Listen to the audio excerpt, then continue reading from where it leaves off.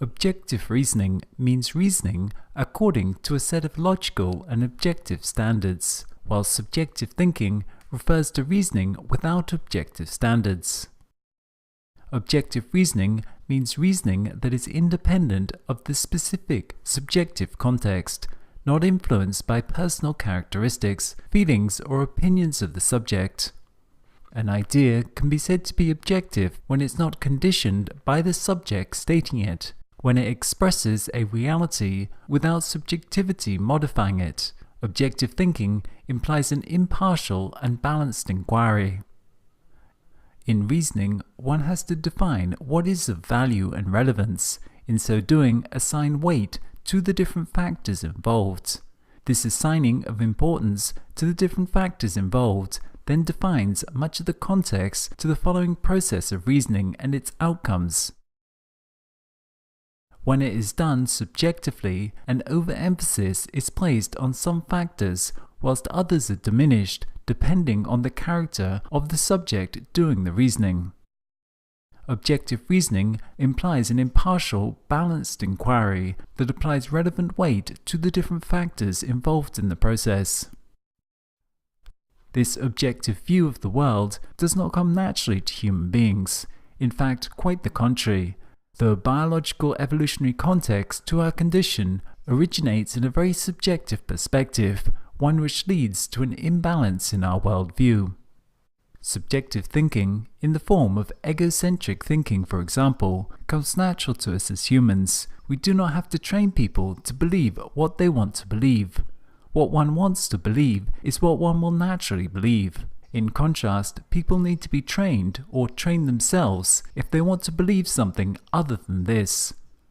Whereas the subjective thinking of altruism and egoism that we previously talked about leads to an imbalanced emphasis on either the individual or on others. Objective thinking strives to overcome this in order to achieve a balanced judgment. Objective thinking represents the capacity to experience phenomena as in some way independent from our subjective condition, to be able to regard other entities as existing in and for themselves, independent of our own will.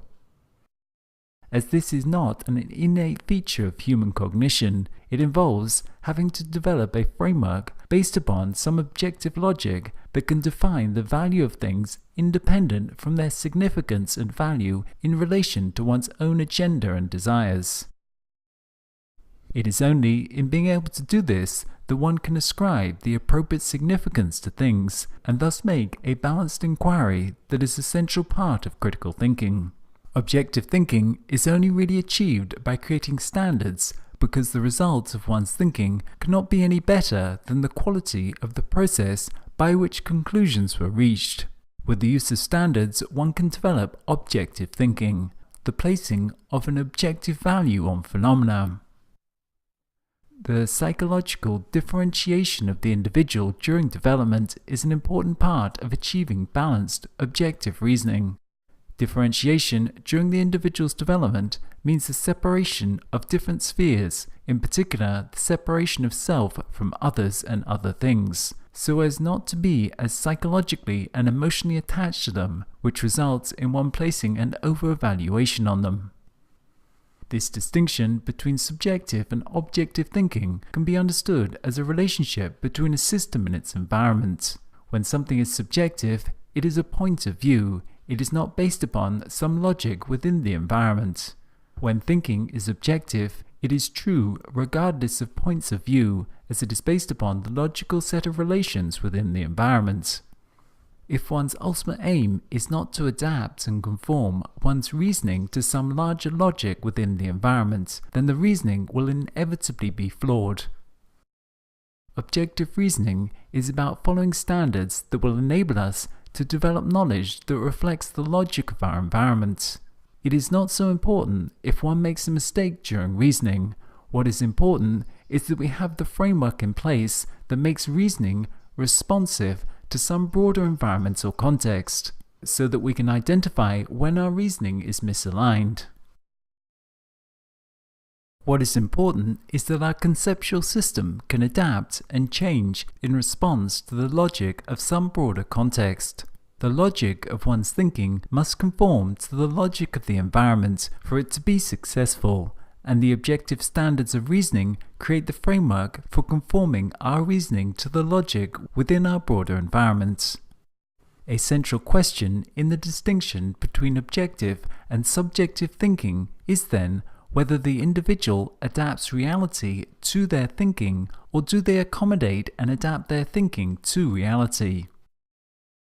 Critical thinking and science aims to create standards so that we accommodate our thinking to the logic of the world around us, and not the other way around, because this is the only effective solution in the long term.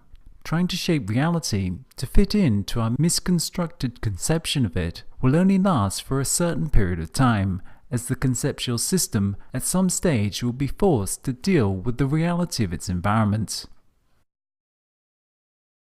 Subjective reasoning leads the individual to conclusions that are in some way desirable to that subject. The world, though, does not always turn out to be how people would like it to be.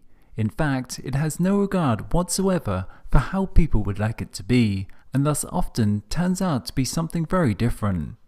To accept something that is an undesirable logic requires discipline and living by the standards of reasoning. All thinking by its nature is subjective, but by adhering to standards, we try to achieve greater objectivity in our thinking. Our minds will tend to take a path of least resistance unless we make a specific, high-energy effort to step out of these processes and think in a more clear and logical manner. Cognitive biases of subjective thinking lead us into invalid or fallacious thinking rather than into formal logical ways of thinking. These biases are numerous, pervasive, and can have a very powerful influence on how we think, and it requires exerting a concerted effort to remove them in the form of applying cognitive standards to our thinking. If one wants to be the best high jumper or the fastest runner, one has to be disciplined in the use and training of one's body in order to gain a certain height or speed advantage. The higher one wants to jump or the faster one wants to run, the more disciplined one will have to be in the training of one's body. And the same is true for thinking. There is the same standards, but this time it's not jumping higher or running faster. It's about being able to use higher levels of abstraction effectively and according to an objective set of rules. One can only do this by structuring the most basic elementary concepts. Once one has these basic building blocks, it is then possible to move up to building more complex and abstract patterns out of these. However, one cannot move up to higher level reasoning until the basic concepts have been formed. If one tries to do this, the reasoning will be flawed, just like building a house out of weak building blocks that will fall apart if we build too high. In order to make the basic building blocks solid, one has to have discipline in their construction so that they are well structured and balanced. What this means, in more practical terms, is that one has to define things properly. Until a concept has been properly defined, it is not possible to use it properly in the building of higher level, more abstract constructs.